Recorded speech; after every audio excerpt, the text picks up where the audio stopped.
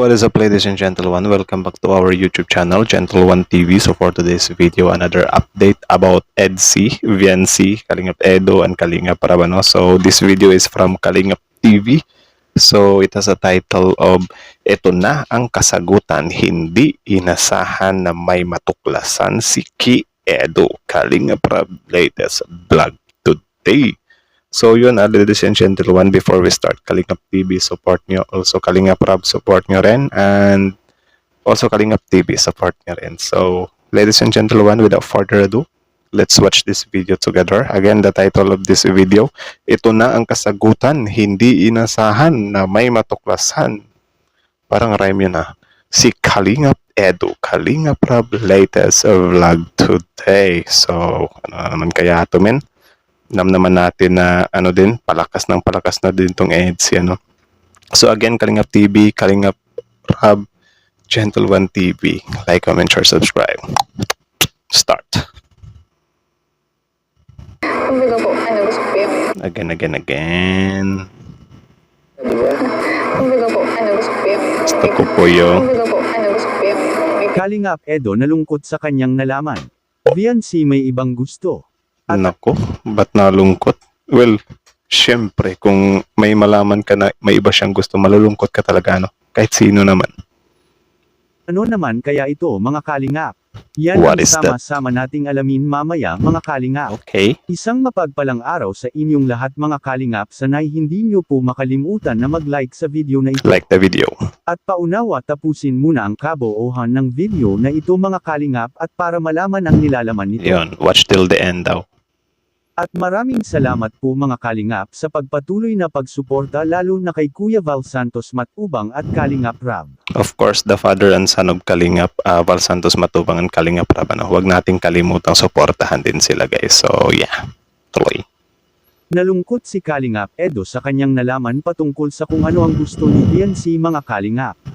Pero bago yun ay atin munang pag-usapan, mga kalingap, ang tambalan ng EDC, mga kalingap, na siyang isa sa kinaaaliwan ng karamihang taga-subaybay ng Team Kalingap ngayon. Yun.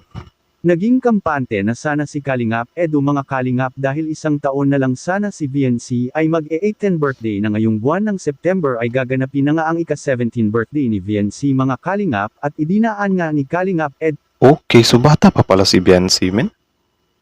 Talaga ba? sa isang joke at isinabi ito kagabi sa serye ng EDC na kalaan niya ni Kalingap Edo ay si VNC ay mag-18 na ngayong buwan, mga kalingap.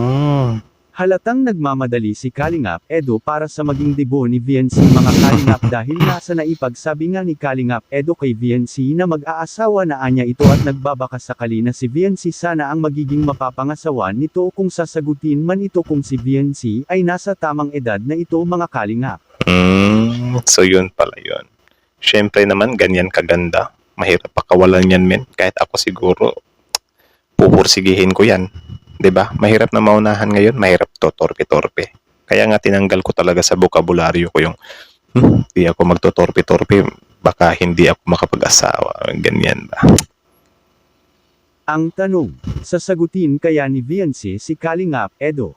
Ito ang mga katanungan ng karamihan patungkol sa EDC ngayon, mga kalingap, dahil nag-umpisa na ngang naghihinala ang ilan nating mga minamahal na mga taga-subaybay sa dalawang tambalan na ito nang dahil sa ibinigay ni VNC na mga isinusulat na inilagay niya sa bote at ayaw pa nitong ipababa sa live. Tila ba gusto lang nila na silang lang talaga ang makakaalam kung ano ang mga isinusulat ni VNC sa Naka-try na din ako ng ganyan. Gumawa ako ng bote tapos 100 messages. Grabe, ang sipag ko dati bote na iyon, mga kalingap. Ngunit ngayon nga lang sa nangyari sa nakaraan na episode ng EDC, mga kalingap, sa kanilang serye may nabanggit si VNC kung ano ba talaga ang gusto nito sa buhay at kung ano ba talaga ang balak gagawin ni VNC. Dahil kung sa mga achievements nga lang ang gugustuhin ni VNC, mga kalingap, ay hindi na anya ito kailangan dahil sa kanyang natatamasa ngayon simula nang siya ay natulungan ni Kalingap Rab. Ang dami ng mga biyaya at mga iba pang hindi niya nakakamit noon, nakakamit na niya ito ngayon, mga kalingap. 'Di ba? Kapag ka talaga si God na yung kumilos, maano mo talaga sa buhay mo na, oh my goodness, thank you Lord, 'di ba? Tapos syempre, if ever na nandyan ka na sa time na yan, na parang nakatanggap ka na ng maraming blessings, of course, Huwag mong kalimutang magpasalamat at the same time, huwag kang magbabago talaga. 'Di ba? Yung iba kasi nagkaroon lang ng konting pera, wala na. Biglang hambog bigla eh. 'Di ba? Which is pangit yung ganun. Kaya yung iba nakaka-feel sila na kinakarma sila pero ang totoo is parang ano lang pala, bumaba ka lang or binababa ka lang kasi sobrang mapagmataas ka na. Tuloy.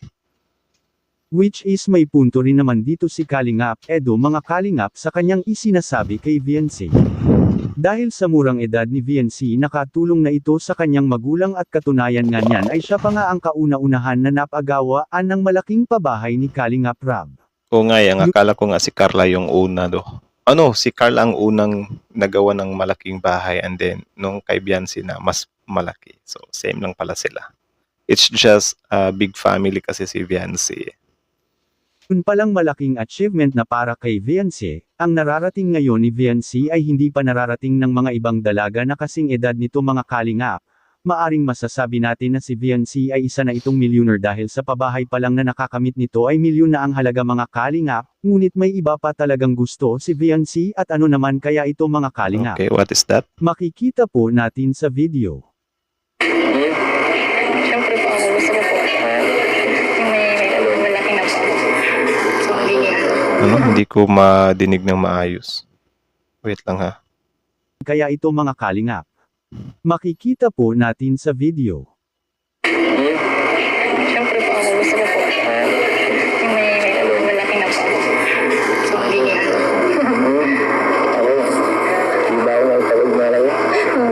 Hindi po yung ano. Pabira man po yan. Ibig ko pong sabihin yung ano, sarili ko pong achievements. Bakit ito? Ang ginagawa natin, achievement na to. Maraming Oo nga naman, subjective naman yun. Siguro yung tinutumbok ni Biancy sariling achievements is siguro yung siya lang talaga. Though itong ginagawa nilang love team, of course, achievement niya rin yan kasi may part naman din siya, no? So parang Katnil ba na may achievement yung Katnil together at the same time si Catherine Bernardo, meron din siyang achievement na siya lang. So I think yan yung tinutumbok ni Biancy. accomplishment sa mga ano mo, natatama ka ngayon. Sorry po yun. Bakit? Bakit mo naman ginagawa sa sarili mo? Kung di naman dahil sa'yo, hindi ko napapapahayan. Hindi po, ano. Napakaganda, di ba? Kumbaga po, ano, gusto ko yung may pinaghirapan din po.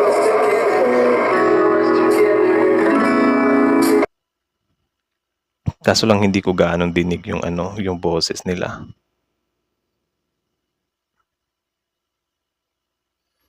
So, ayun lang naman, ladies and gentlemen. So, how about you? What can you say about the video? Comment down below and then let's talk about it in the comment section. So, kita nyo naman yun. Yun pala yung ano, gusto ni Biancy. Actually, hindi ko gaanong ano eh. Hindi ko gaanong klaro yung pinagsasasabi nila. Ang naano ko lang doon is yung si Biancy gusto niya na may mapatunayan siya na siya sa sarili niya, something like that, ano. So, okay lang naman yun. Yan nga yung pinakamagandang part sa isang tao, especially kapag coming to adulting ka na, patungo ka na sa matured life. Mas maganda yung ngayon pa lang, grabe na yung pangarap mo kasi men, kapag ka nandito ka na sa adulting life, which is ikaw na mismo yung kakayod para may pangkain ka, pangbigas, para sa anak mo, sa pamilya, kuryente, bills, grocery. Minsan mapapaisip ka ba na, sana nung bata-bata pa ako, napaghandaan ko to. Diba? Something like that. So, yun, good thing yun kay Biancy kasi ano din talaga, mataas yung pangarap niya. I appreciate that. Yung sa ano naman, yung tawag dyan yung achievement naman nila together with Edu. Wala naman siyang dapat ano doon, tawag dyan, anong tawag ng sama ng loob? Yun, ikasama ng loob. Kasi syempre, considered achievement pa rin naman ni Biancy yun, yung lab team nila.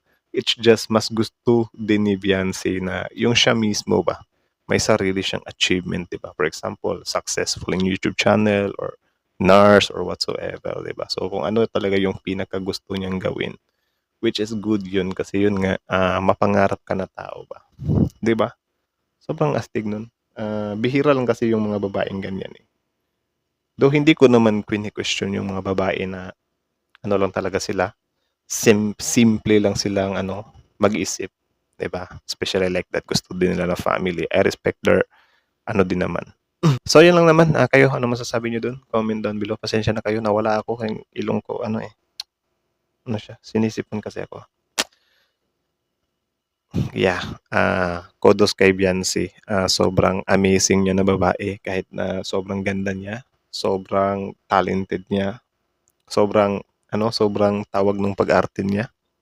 Simple pero magaling ba. Tapos yun, meron pa pala siyang mga higher dreams or mga pangarap pa, 'di ba? So, suportahan natin si Beyonce sa mga gusto niyang gawin men para maging successful pa siya lalo. So yeah, that's it. Again, thank you so much for watching, ladies and gentlemen. Kalingap Rab, Kalingap TV, Gentle One TV. Like, comment, share, subscribe. Gentle One TV is out.